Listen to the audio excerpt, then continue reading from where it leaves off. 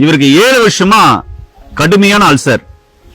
நான் சொல்றதை விட அவர் இந்த வீடியோல அல்சர் எப்படி வந்துச்சு, அதை எப்படி கியூர் பண்ணாரு அவரே சொல்ல போறாரு. கேளுங்க. அல்சர்ன்றது ஒரு கிரானிக் டிசீஸா மாறாம முன்னாடியே பார்த்துட்டீங்கன்னா ரொம்ப நல்லது. கிரானிக் டிசீஸா இருந்தாலும் நம்முடைய சித்தா ஆயுர்வேத மருந்துகள் எடுக்கும்போது நிச்சயமா குணமாகும். அது எப்படி குணமாச்சு அப்படின்ற தெளிவா இந்த வீடியோல பார்க்கலாம். இந்த வீடியோ முடிஞ்ச அளவுக்கு எல்லாரும் ஷேர் பண்ணி விடுங்க. அல்சரை முற்றிலுமா குணமாக்க முடியும். அதுக்கான சிறப்பான சிகிச்சைகள் சித்த மருத்துவத்துல இருக்கு. வாங்க வீடியோக்குள்ள போலாம். ரேஷனா வணக்கம்ண்ணா. சார் வணக்கம் சார். ரேஷனா எப்படி இருக்கீங்க? நல்லா இருக்கு சார். ரேஷனா உங்களுக்கு எத்தனை வருஷமா அல்சர் இருந்ததுன்னா? சார் எனக்கு 7 வருஷமா இருந்துச்சு சார் அல்சர். 7 வருஷமா இருந்துச்சு. இந்த 7 வருஷமா அல்சர் இருந்துச்சுல, இதுக்காக என்னென்ன டெஸ்ட் எடுத்தீங்க, என்னென்ன பிரச்சனைகள் உடம்புல இருந்தது? சார் நான் எல்லா மருத்துவரும் போனேன். பெரும்பாலும் எல்லாமே வந்து எண்டோஸ்கோபி பண்ணி பார்க்கணும், அல்சர் இருக்குது 7 வருஷமா இருந்தாலும் எண்டோஸ்கோபி பண்ணி பார்க்கணும்னு சொன்னாங்க. எண்டோஸ்கோபி பண்ணி பார்த்தேன். வயிற்றுல இறப்பையில புண்ணு இருக்குதுன்னு சொன்னாங்க. புண்ணு இருக்கிறப்போ அவங்க வந்து நீங்க அதுக்கேற்ற மாதிரி மாத்திரை மருந்து சாப்பிடணும் அப்படின்னு சொன்னாங்க. மாத்திரை மருந்து கொடுப்பாங்க. அந்த டயத்தில் மட்டும்தான் அது கியூர் ஆகும் சார். அதுக்கப்புறம் மறுபடியும் வேலைக்கு போவோம். நைட் ஷிஃப்ட் கண்ணு முக்கியம். நைட் ஷிஃப்ட் போவோம். கம்பெனிக்கு போக கண்ணு முக்கி சொல்ல மறுபடியும் சாப்பிட்டா சாப்பாடு ஒத்துக்காது சார். வாமிட் வரும். சுத்தமா சாப்பிட அப்படியே ஒரு 4 நாள் உடம்பு மெலிஞ்சு போச்சு சார். மெலிஞ்சிச்சு ரொம்ப. அப்படி மீறி வாமிட் வரும், இல்லைன்னா லூஸ் மோஷன் ஆயிடும் சார். லூஸ் மோஷன் போகுமா? ஆமா. அதுதான் அந்த டயத்துக்கு போவோம், மாத்திரை சாப்பிடுவோம், மறுபடியும் கியூர் ஆகும், மறுபடியும் அதே மாதிரி பாட்டு மறுபடியும் எண்டோஸ்கோபி போட்டு போகலாம். மறுபடியும் உங்களுக்கு இறப்பையில புண்ணு இருக்குது அப்படின்னு சொல்லுவாங்க. ரொம்ப நாள் ரொம்ப கஷ்டப்பட்டு சார். ரொம்ப கஷ்டப்பட்டீங்களா? வேற என்னென்ன அல்சர்னால உடம்புல பிரச்சனைகள் ஏற்படும் உங்களுக்கு? அதான் சார், ரொம்ப உடம்பு பலவீனமா ஆயிடும் சார்.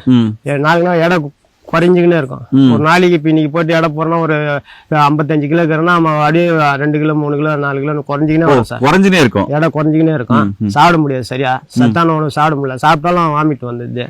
அதுல நான் ரொம்ப கஷ்டப்பட்டேன் சார். வீட்டுல காரம் சாப்பிட முடியல சார். நான் காரம் இல்லாத சாப்பிடுவேன். என்ன சாப்பிடுவீங்க காரம் இல்லாம? காரம் சாம்பார், தயிர் கீரை வாங்கி கொடுப்பாங்க. அப்படின்னு கூட அது கியூர் ஆகல சார். எனக்கு அந்த டயத்தில் மட்டும் தான் கியூர் ஆகுது. அதுக்கப்புறம் ஒரு நண்பர் மூலியமா இந்த மாதிரி சாரு போயிட்டு பாருங்க அப்படின்னு சொன்னாப்புல சாரை வந்து போயிட்டு பார்த்தேன் சார். பார்த்து அவர் வந்து ஒரு 2 மண்டலம் சொன்னாரு. அதை 1.5 மாசம் பிரிச்சு இந்த மருந்து சாப்பிட்டீங்கன்னா ஒரு மண்டலம் ஃபர்ஸ்ட் வந்து இந்த டானிக்கும் இந்த மருந்து மாத்திரையும் சாப்பிடுங்கன்னு சொன்னாப்புல சாப்பிட்டேன் சார். சாரு என்ன கடைபிடி சொன்னாரு அதுக்கேற்ற மாதிரி சாப்பிட்டேன். சாப்பிட்டதுக்கு அப்புறம் அந்த 1.5 மாசத்துலயே ஓரளவுக்கு நல்லா எனக்கு தெரிஞ்சு சார். அந்த மாத்திரை சாப்பிட்டு நீங்க மாத்திரை சாப்பிட்டீங்க, டானிக் சாப்பிட்டீங்க, அந்த பொடி கொடுத்துருப்பாங்களே அது நீங்க எப்படி பால் கண்டுபிடிச்சு சாப்பிட்டீங்க? பால்ல தான் சார், பசும்பால்ல தான். கறக்குறதுக்கு பால்காரர் வருவாப்புல அந்த பால் வாங்கி அந்த மருந்து கலக்கி சாப்பிடுவோம். 2 முறை சாப்பிடுவீங்க? ஆமா சார். அந்த பசும்பால் இப்ப நீங்க பாத்தீங்கன்னாக்கா இதுல இருக்கீங்க, எனது நகரப்புறத்துல இருக்கீங்க, அது உங்களுக்கு எப்படி கிடைக்கும் சார்? பால் ஹாஸ்பிட்டலுக்கோசம் எவ்வளவு பணம் நம்ம செலவு பண்றோம். ஆம்புலன்ஸுக்கு போறோம், அங்க ஹாஸ்பிட்டலுக்கு டாக்டர் ஃபீஸ் கொடுக்குறோம். பால் தானே சார் வந்து நாங்க செலவு பண்ணி அந்த பால் வாங்கி சார் சொன்ன மாதிரி அந்த பொடியை கலக்கி சாப்பிட்டு 2 வேலைக்கு சாப்பிட்டதுக்கு அப்புறம் நல்லா இருக்குது சார். இப்போ உடம்புல என்னென்ன பிரச்சனைகள் சரியா இருக்கு? எல்லாமே அந்த அல்சர். இப்போ நான் நைட் ஷிஃப்ட் போறேன், பிரியாணி சாப்பிடுறேன்.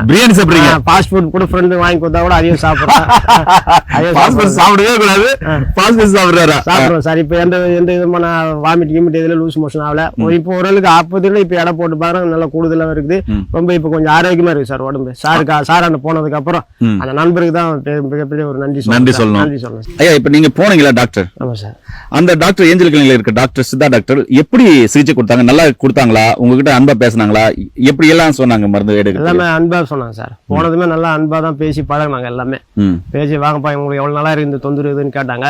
நான் சொன்னேன் 7 வருஷமா இருக்குது. நான் நிறைய டாக்டர் போய் பார்த்தேன். இதனால வீட்லயும் வேலைக்கு போக முடியல, வீட்லயும் ரொம்ப பணம் கஷ்டம், ரொம்ப பொருளாதார சிக்கல், இவ்வளவு சிக்கல் அனுபவிச்சுன்னு அதெல்லாத்தையும் டாக்டர் சொன்னேன். அவங்களும் இதை வந்து பார்த்து அதுக்கப்புறம் அந்த 2 மண்டலமா பிரிச்சு 1.5 மாசம் இந்த மருந்து எடுத்துங்க அப்படின்னு சொன்னாங்க. அந்த மருந்து எடுத்ததுக்கு அப்புறம் இன்னைக்கு நல்லா இருக்கும் சார். நல்லா இருக்கீங்க? வேலைக்கெல்லாம் கன்ஃபிடன்ட் 3 ஷிஃப்ட் போறோம் சார். நாங்க 3 ஷிஃப்ட் போறீங்க? 3 ஷிஃப்ட் போறோம். சரி. இப்பெல்லாம் சாப்பிட்டாக்க இந்த காரம் சாப்பிட்டாவா இல்ல பிரியாணி சாப்பிட்டா இதெல்லாம் வயிறு எரிச்சல் ஆகுதா? இல்ல சார், அதெல்லாம் இப்ப எரிச்சலே இல்ல. டாக்டர் கோடி நன்றி தான் சொல்லணும். எந்த எரிச்சலும் இல்ல. நான் 3 வேளை கூட பிரியாணி சாப்பிடுறேன். அந்த லெவல்ல எனக்கு கடவுளை உயர்த்திக்கிறாரு. கடவுளுடைய இது அந்த டாக்டர் வந்து உண்மையில நல்லா இருக்கும் சார். சரிங்கய்யா. இப்ப மக்கள் நிறைய பேருக்கு பாத்தீங்கன்னா அல்சர்னால பாதிக்கப்பட்டிருக்காங்க. நீங்க சொன்ன மாதிரி எண்டோஸ்கோப் பாட்டு கண்டுபிடிக்கிறாங்க, மத்த டாக்டர் எல்லாம் போய் பாக்குறாங்க, நல்லா சொல்றாங்க. அவங்களுக்கு நீங்க என்ன சொல்ல விரும்புறீங்க? அதான் சார், இது யாரையும் சொல்றது எதுவும் கேட்க தேவையில்ல சார். நீங்க வந்து சைட்டா வந்து டாக்டருடைய நம்பர் பார்த்துட்டு அவர் சார் என்ன போயிட்டு அவர் கொடுக்குற அந்த மருந்து மாத்திரையே 2 மண்டலமா கொடுப்பாங்க. அதை வாங்கி சாப்பிட்டாங்க மக்களுக்கு நல்லா இந்த கியூர் ஆகும் சார். அந்த அல்சரை பத்தி யாரும் பயப்பட தேவையில்ல. சார் என்ன போனாவே அந்த கரெக்டா கியூர் ஆகணும் சார். பயப்படவே தேவைன்றீங்க. ஏன் அல்சர் பயப்பட வேண்டாம்? ஏன் நிறைய பேர் அது கிரானிக் டிசீஸா மாறிடும், நாள்பட்ட நோயா மாறிடும், சாப்பிட முடியாது, அசதி வரும், டயர்னஸ் வரும், ஒரு வகையான பதட்டம் வரும், தூங்க முடியாது, பயம் இருக்கும் அப்படின்னு சொல்லுவாங்க. அதான் உண்மைதான் சார். அது அவங்க சொல்றது உண்மைதான். சார் அந்த போனதுக்கு அப்புறம் அந்த அவர் கொடுத்த அந்த மெடிசன்ல அது கியூர் ஆயிடுச்சு சார். 100% கியூர் ஆயிடுச்சு. நம்ம அதை பத்தி பண்ணி கவலைப்பட டாக்டர் வரையும் நம்ம கவலைப்பட தேவையில்லை. போறதுல சார் நேரா போனா அது கியூர் ஆயிடும் சார். ஓகேங்க. ஏன்னா உங்களுக்கும் பல வருஷமா அல்சர் இருக்கா? அல்சரை பத்தி கவலைப்பட வேண்டாம். ஏன்னா என்ன பேசவே விடல, அவர் தான் பேசிக்கிறாரு. ஏன்னா அல்சர்னால அவ்வளவு பாதிக்கப்பட்டிருக்காரு. எண்டோஸ்கோப் எல்லாம் எடுக்கிறதுலாம் ரொம்ப என்ன சொல்றது கஷ்டமான விஷயம். அது உள்ள போகும்போது கண்ணில தண்ணியெல்லாம் வந்துடும்.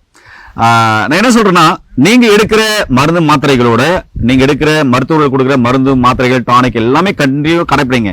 அதை விடவெல்லாம் வேண்டாம். ஒரு முறை கீழே போற நபர் கால் பண்ணிட்டு படிச்ச பட்டதாரி மருத்துவம்னா அல்சருக்காக கொடுக்குறக்க, அதாவது கிரானிக் டிசீஸா இருந்தாலும் சரி, அது பெப்டிக் அல்சரா இருந்தாலும் சரி, கேஸ்ட்ரிக் அல்சரா இருந்தாலும் சரி, அமிலம் ரிஃப்ளெக்ஸ் ஆகுதுனாலும் சரி, கேடா இருந்தாலும் சரி, எதுவாக இருந்தாலும் சரி, எண்டோஸ்கோப் பார்த்து கண்டுபிடிச்சிருக்காங்க அப்படின்னு சொன்னா தாராளமா அதை எடுத்துக்கலாம். இல்ல ஒருவேளை கெலனோஸ்கோப் போட்டு பார்த்து ஆசன வாயில, சிறுகுடல், பெருகுடல்ல இன்ஃபெக்ஷன் இருக்கு, மலவாயில இன்ஃபெக்ஷன் இருக்கு, புண்ணு இருக்கலாம் சரி, அதுக்கான சிறப்பான சிகிச்சைகள் சித்த மருத்துவத்தில் இருக்குன்னு தான் சொல்ல போறேன். தாராளமா அந்த சிகிச்சை எடுத்துக்கோங்க. இல்லைன்னா நீங்க அருகில் இருக்கிற உங்க அருகில் யார் சித்தா டாக்டர் இருக்காங்களோ அவங்க கிட்ட போயிட்டு இதுக்கான சிறப்பான சிகிச்சைகள் இருக்கு, எடுத்து நோய் நொடி இல்லாம ஆரோக்கியமா வாழுங்க. ஏன்னா அல்சருக்கு மட்டும் இல்லைங்க, நான் எல்லா நாளைக்கும் சொல்றது என்ன, உணவியல் முறை மாத்துங்க, வாழ்வியல் முறை மாத்துங்க, டயட் பிளான மாத்துங்க, சரிவிகித உணவை எடுங்க. இது எடுத்தீங்கன்னாவே, இது 3 செஞ்சீங்கன்னாவே நோய் நொடி இல்லாம ஆரோக்கியமா வாழ முடியுன்றதாங்க என்னுடைய கூற்று. சரிங்களா? இவர் இன்னைக்கு ஆரோக்கியமா இருக்கிறது போல நீங்களும் ஆரோக்கியமா இருக்குன்னாக்க கண்டிப்பா இயற்கையோடு சேர்ந்து வாழுங்க. மீண்டும் இன்னொரு அருமையான பதிவில் உங்க நிறைய சந்திக்கும் வரை உங்களுக்கு குடும்பத்தில் ஒருவனாக உங்கள் அன்பு சோழன் ஹரிதாஸ். நன்றி, வணக்கம், வணக்கம் ஐயா.